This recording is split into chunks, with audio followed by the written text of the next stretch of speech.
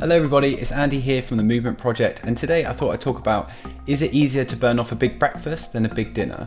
So the reason why I decided to do this video was based on some research that was published last month. So this was in March of 2020. So the researchers tried to examine whether that if you ate most of your calories in the morning, so for breakfast, would this increase the amount of calories that you burnt during the day? So therefore you burnt more calories over the course of the day, instead of getting most of your calories for dinner. So the main thing that they looked at, or they used as a measure, was something called diet-induced thermogenesis. This sounds a little bit complicated, but actually all it is it's the amount of increase in energy expenditure after you eat a food. So this is above the amount that you would be burning just at rest if you're in a fasted state. So this is then divided by the energy content within that food, and then this is expressed as a percentage, and then this gives you your diet-induced thermogenesis. So the main finding of the study that the researchers found was that if you ate most of your calories for breakfast, this increased your diet-induced thermogenesis by 2.5 times. This is a considerable amount. So I'll link the study in the description box, and I recommend you go and read that. There's a good abstract there that you can just see all the summarization of that study. There was a few news outlets that I felt that they may have distorted a little bit the findings of the study, and one of these was The Sun. So what they did, I'll show you the article here, was their main title was "Eat a big breakfast to lose weight fast, you'll burn twice as many calories." So on the face of it, this is correct, because it's 2.5 times. Actually, they're underestimating this. But the problem was, I felt that they put a big breakfast, so they're trying to indicate that eating a big breakfast is going to be, for one part of is going to make you burn more calories if you have that, which is not necessarily true. So the researchers didn't give their participants a full English breakfast like they're doing here.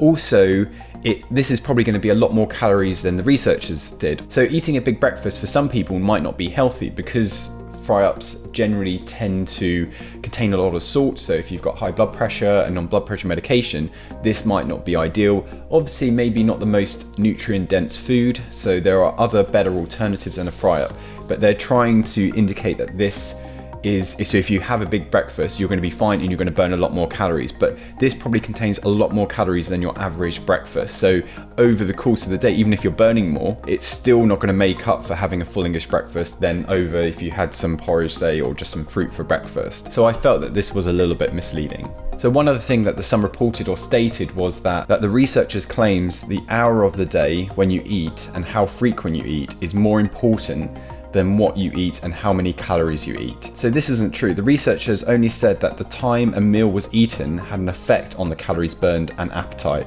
They did not say that this was more important than what people eat or how much they eat. So this then takes me on to my next point, that if you take a study like this and you take that one figure, that diet-induced thermogenesis, and then sort of run with it and report just on that, it takes away from the bigger context of the study as a whole.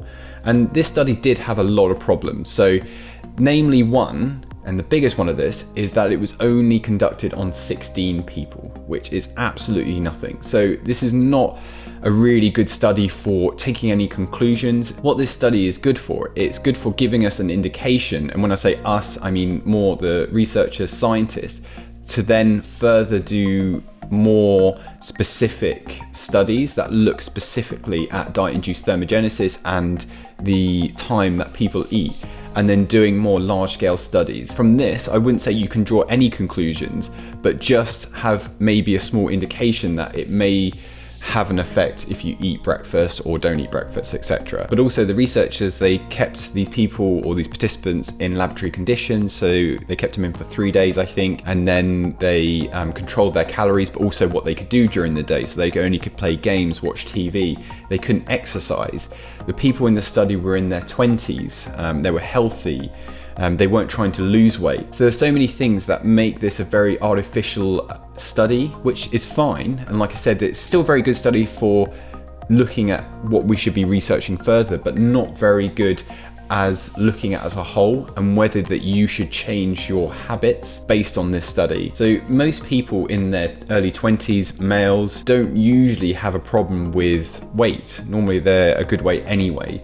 but there may be loads of other different types of demographics. So unfortunately, if you're older, because your metabolism's slower, if you're overweight, if you suffer with diabetes, loads of other conditions that will have a huge effect on your ability to lose weight. If you've got a lack of sleep, if generally your diet's not good, if you don't exercise. So all these things we know have an effect on the amount of calories or that diet-induced thermogenesis. So this may not solve your problem of if you're trying to lose weight and you're finding it very difficult.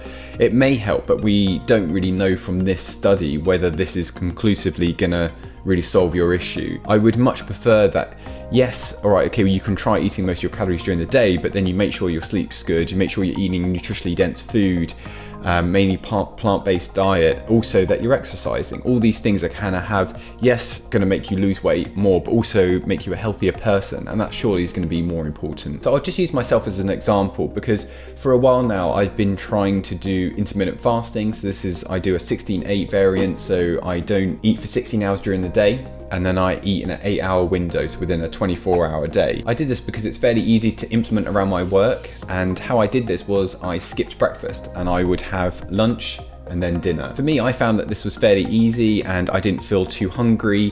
Also, that I actually lost weight on this, so I lost a little bit of weight by doing this over the course of a couple of months. And I think a lot of this was because I was eating less often, then I was eating overall less calories. So I'm not going to say that can apply to everyone, but for me, it was quite useful. And this is just what I'm trying to explain, is that for certain situations, especially when it comes to diet and trying to lose weight, you can't do a one size fits all, and it's not a simple solution. Like the Sun or loads of other news outlets were trying to indicate that if you just eat breakfast, this was going to make you lose or increase your calorie expenditure 2.5 times. Whereas yes, it may be in certain circumstances, but like I said, we still don't know. For the rest of the population, that it's just not that simple, and there's just so many other things that can play a part.